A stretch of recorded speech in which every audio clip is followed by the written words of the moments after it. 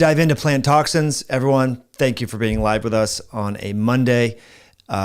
This is a very interesting conversation that I think not too many people know about. We're going to talk about the real world consequences of exposure to plant toxins. As many of you know, I'm an omnivore. I'm not an exclusive carnivore, nor am I a vegan. Somewhere in the middle, leaning more towards carnivore. But I want to share with you the story of pellagra. I know you may have heard about this. I was actually out on the East Coast with Dr. Bill Schindler last week, and we filmed some amazing content. As you may know, he's an archaeologist. He's the author of the great book, Eat Like a Human, which I will link in the description below. And he shared with me how pellagra really impacted Europe.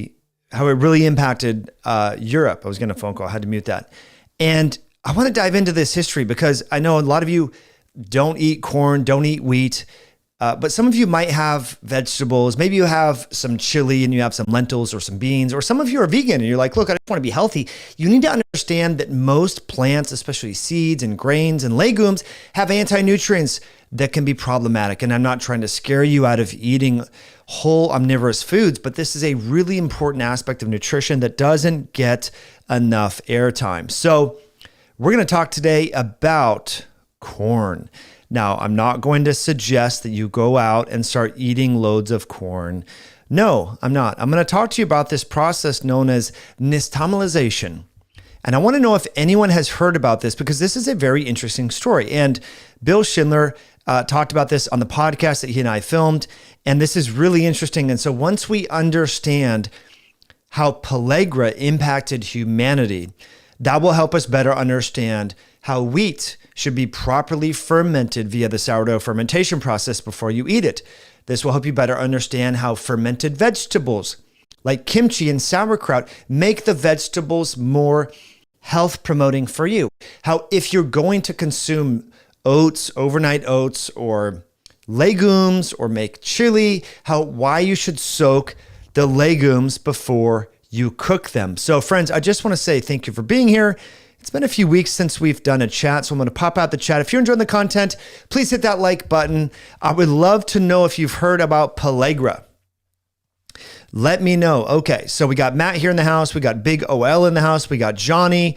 As always, my friends, any questions are fair game. We haven't done a lot of lives recently. I've been traveling quite a bit, creating content for you. So let's dive into it. The history of pellagra is really interesting. And I'll give you just a little brief précis or overview of this. And once you understand this, you will better understand why preparing plant foods, we're talking corn, soy, wheat, legumes, lentils, fermenting vegetables, why this is so important, because most of the experts out there say, eat a plant-based diet. Red meat will give you heart disease and cancer. And they tell you to eat a plant-based diet, but they don't talk about the importance of, I know this is going to sound weird, but detoxifying plant-based foods, because it turns out that wheat, corn, lentils, legumes, and even things like spinach, rhubarb, kale, Swiss chard, potatoes, they all have nutrients that are really actually harmful for you. So you need to properly prepare these plant-based foods. And so that's where we're going to dive into and talk about this. So this isn't a fear-mongering type message. This is just trying to help you better understand this. So really interesting stuff. As I mentioned, I was with Dr. Bill Schindler. I'll put links to his book in the description below, Eat Like a Human. He has an amazing book. He's, in my opinion, Bill Schindler is the most cutting-edge voices in nutrition in probably the world and definitely here in North America. His restaurant, Modern Stone Age Kitchen, is doing things that no other restaurant in the country is doing. Every single food that is offered there is either sprouted, soaked, nixtamalized, or fermented, right? Everything down to the salami, to the sourdough bread, to the rye bread, to the corn tortillas is nixtamalized.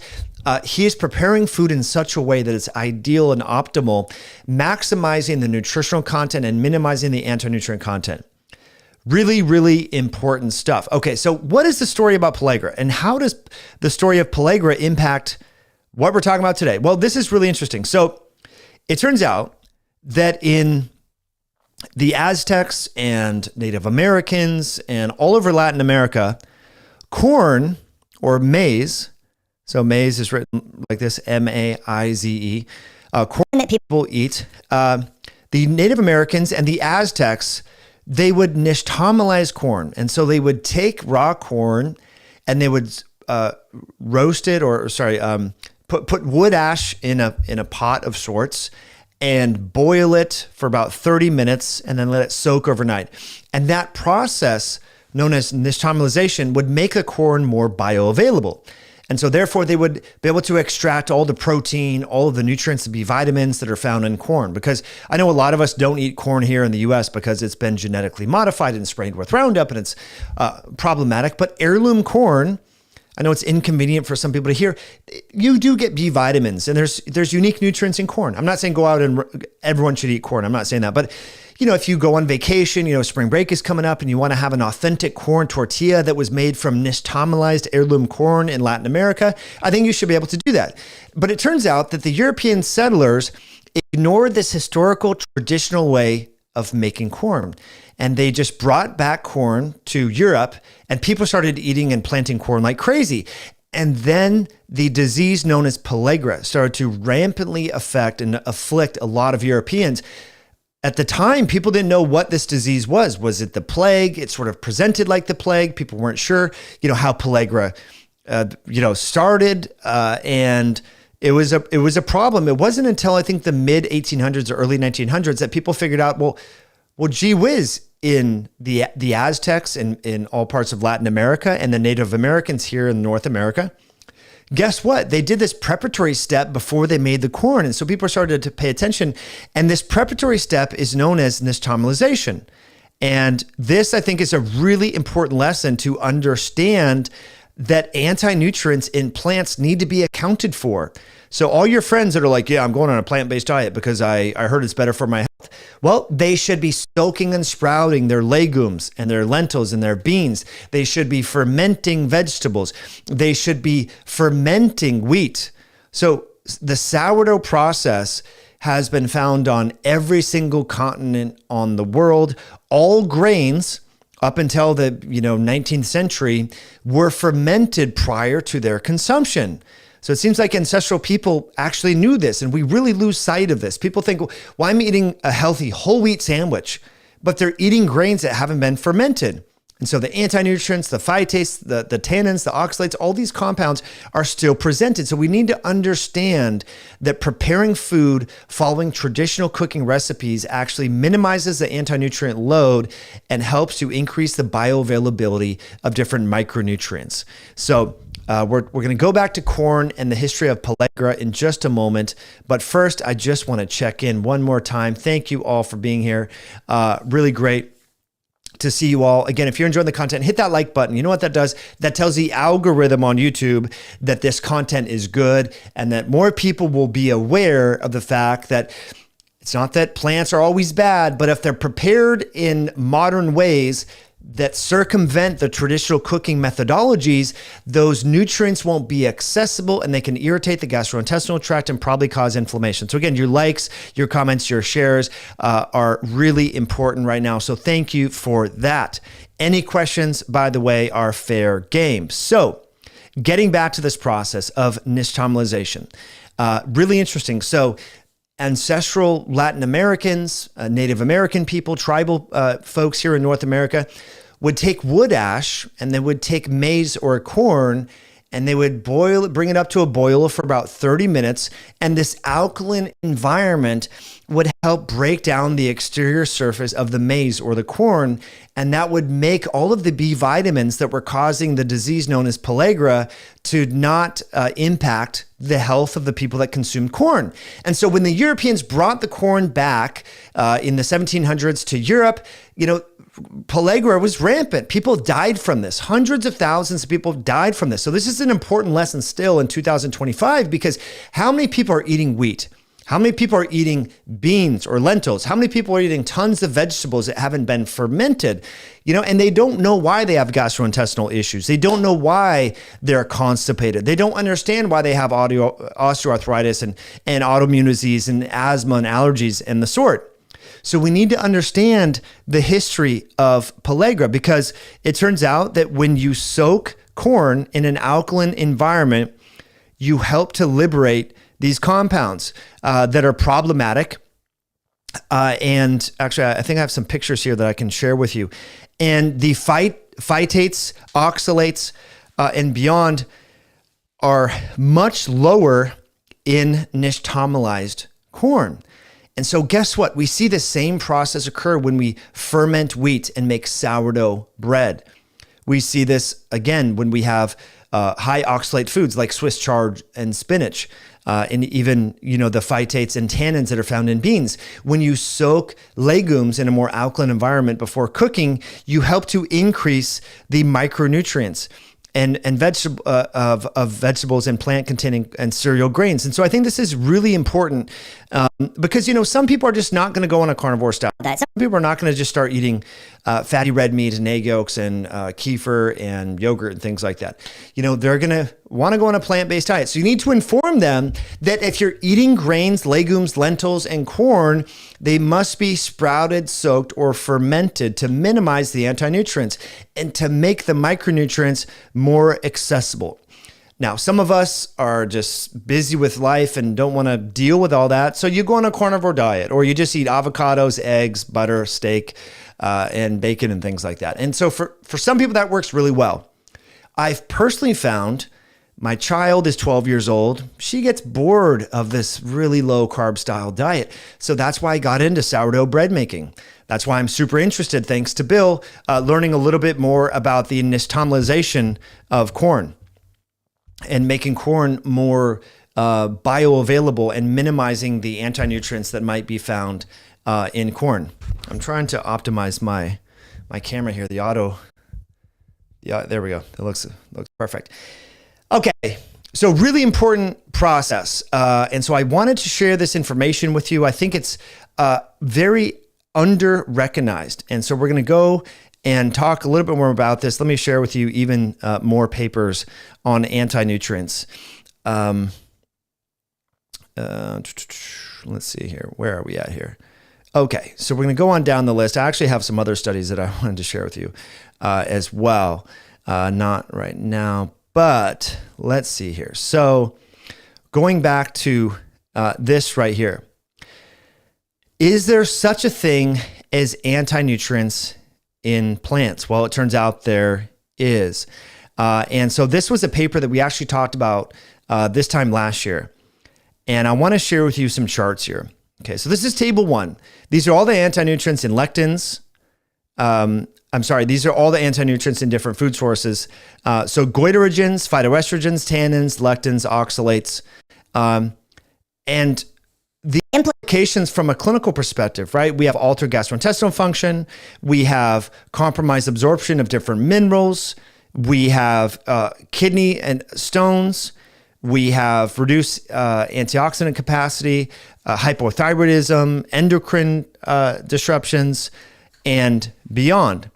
And so turns out there are tips to make plants, legumes, nuts, and seeds more bioavailable. Soaking, boiling, germinating, and fermenting. Really important. Steaming, soaking, and so forth. So there's a lot of people who, for lunch, they go out to lunch with their colleagues. They have a vegan salad. They have spinach with legumes, right? Or lentils, or they have garbanzo beans, baba ganoush, and they don't realize that they are exposing themselves to, if they're eating at a restaurant that doesn't properly prepare these nutrients, they're exposing themselves to phytates, tannins, oxalates, goitrogens, phytoestrogens, and beyond. So I want to just emphasize this for those of you that have family members, who are just having traditional bread, who might be having a lot of vegetables that haven't been fermented, and so on. It's important to understand that these preparatory strategies can really reduce the anti-nutrients that are found in vegetables. So Azucena Cruz is on the line. She helps with customer service at Myosense. She says, hello, yes, here in Mexico, we use nixtamal for tortillas, tamales, pozole, etc. So really important stuff. Brian says, so canned black beans okay? Brian, that's a good question. It depends on the company that sells your black beans. I would suggest buying black beans in bulk and soaking them in either an alkaline or acidic water solution overnight before cooking. Okay, Meathead says, I just do carnivore, 0 plants. This is an excellent strategy for a lot of people. If the carnivore diet works for you, then by all means, please do so. I do think, though, for some families, honestly, Meathead, I don't know if you have young children, that going carnivore can be hard for families. Some kids want to have pizza. So if you learn how to ferment wheat and how to ferment an ancient grain like einkorn, that you can kind of meet your family where they're at. Not everyone wants to eat meat all the time. I can do fine on a carnivore diet. I know many people can as well. But sometimes children just want to be kids. They want to have some pizza. So why not get some raw cheese, make your own sourdough with einkorn, at home and properly ferment things. And you can go from there. And so Michael says, just eat meat. Yes, I agree. I agree with you all. I do. But I know that some people are just not going to do that. So I'm trying to help them optimize their health by knowing, because I think people think plants, grains, healthy, meat, bad. It's like, no, plants and grains can be healthy if and only if they are prepared properly. That's the important caveat. So I just want to say that. I ferment milk. This is Rick says this. Yes, I love this. I have kefir going on the counter right now. Really important. Brian says, are there any concerns of having my daily fat calories around 50%? Brian, if you're on if you're on a keto diet, I think you're probably okay. But I do recommend getting labs and testing, right? Testing, don't guess. Okay. Big OL says, is constant meat too strenuous to a child's stomach? I don't think so. I think kids do really well on a low carb or 0 carb diet. I do. So that's something to consider. Koa says, you won't die from eating vegetables, bruh. Did I ever say, hey guys, who have been listening right now, have I ever said that you're going to die from eating vegetables? No, I actually didn't say that. But as this paper talks about, my friends, there are anti-nutrients in vegetables. This is not me making that up. Is there such a thing as anti-nutrients? Yes, there is. Here's the whole list of anti-nutrients in vegetables. I'm not saying that vegetables are terrible, that you should avoid them at all costs. I'm just saying that we should be aware of this. We should be soaking and sprouting nuts, lentils, legumes. We should be fermenting grain products. We should be nixtamalizing corn. We should be fermenting vegetables. Okay? So that's what I'm saying. And I feel that this is an underappreciated aspect of nutrition that not enough people are talking about. I love Rick's comment. He says, I get my veggies secondhand. Do you know what he means by that? That means that he's eating the flesh of a ruminant animal who is using the rumen and all the microbiota contained in the rumen of a ruminant animals. These are the chambers of the stomach that help animals like ruminant animals. We're talking about bison, we're talking about steer, we're talking about cattle, we're talking about goats, lamb, deer, etc., elk, how they can take those inedible grasses and convert them into protein. And that is amazing. So really important stuff there. Okay. Brian says, I have died from eating vegetables. I was reborn, LOL. Yeah, I hear you. Yeah. We are humans because of meat. Absolutely, Michael. We are humans because of meat. I agree. And I realize that some people, they want to have, they want to have bread, they want to have pizza, they want to have donuts, they want to have cookies and all that sort of stuff. So that's why I think, okay, well, if you eat those foods, sometimes I eat them as well, you want to make sure that it's fermented. So really important. DJ says, I ate ground elk for the first time last night. I feel so happy. Ground elk meat is like the best you could possibly eat. Well, moose is probably a little bit better, but elk is amazing. Yes, Rick, thank you for that. I'm trying to explain what health really is and how we can use history to understand foods better. Yes, exactly. Okay, Jody says, Grass finished have the plant nutrients you need the most in meat. Yes, pasture finished, pasture raised cattle are going to give you the most bang for your buck from the carnonutrient standpoint. Brian, great question. Brian says, curious as well about plant-based protein powder. I don't have any gut discomfort like others. Most of plant-based protein powder is going to be a pea or rice protein.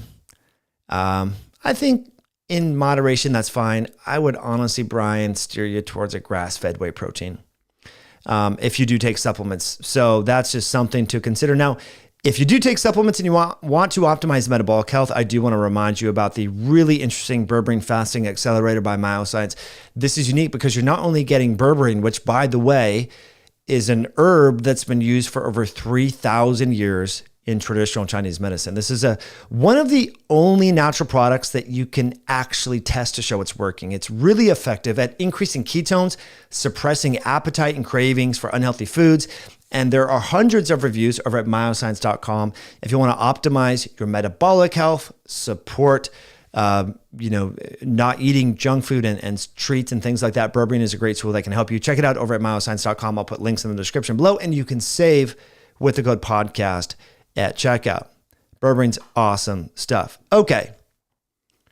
Nezzy? Hey. All right.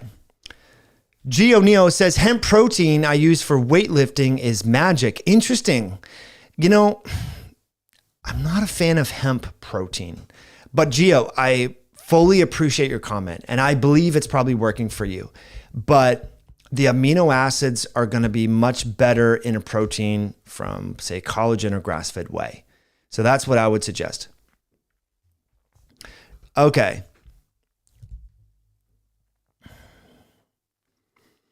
Let's see. What do you all think about this content? Was it helpful for you? This primer, this overview on Nixtamalization.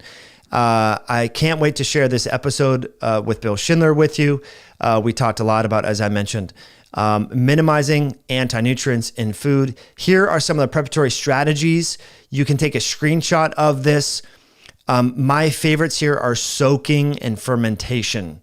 Soaking and fermentation to make plant-sourced protein and plant-sourced grains much more bioavailable.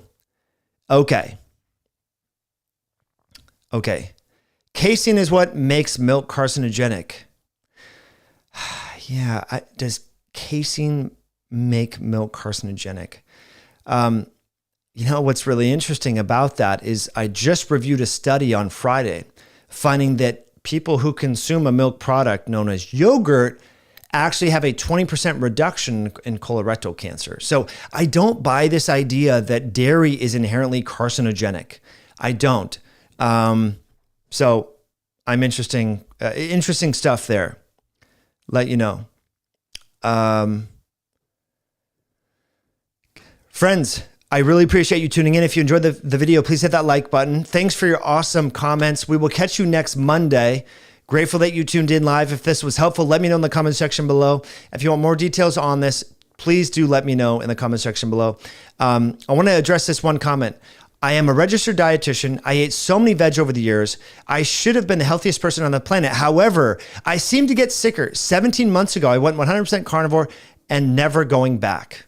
So look, there's a lot of people, there's way more former vegans than there are current vegans. That's not to say that all plants and all plant source foods are unhealthy, but most people don't properly prepare plant source foods to minimize their anti-nutrients. So I think this is really important. Soaking, sprouting, fermenting, in the case of corn, nixtamalizing. Really important stuff, guys. So if you're gonna eat plant source foods, please do your body a favor and try to prepare them in ways to minimize the anti-nutrient load. I think the people that promote a plant-based diet do not talk about this enough, so I wanna help educate you because I too used to eat a ton of plant sourced foods and my health was at an all-time low. It wasn't until I avoided them and now slowly add them back periodically, but make sure that I prepare them in such a way to minimize the anti-nutrients. So I really appreciate you all tuning in. Thanks for being here. Thanks for that like button. Appreciate your feedback, and we will catch you on a future episode down the road. Bye now. Yes.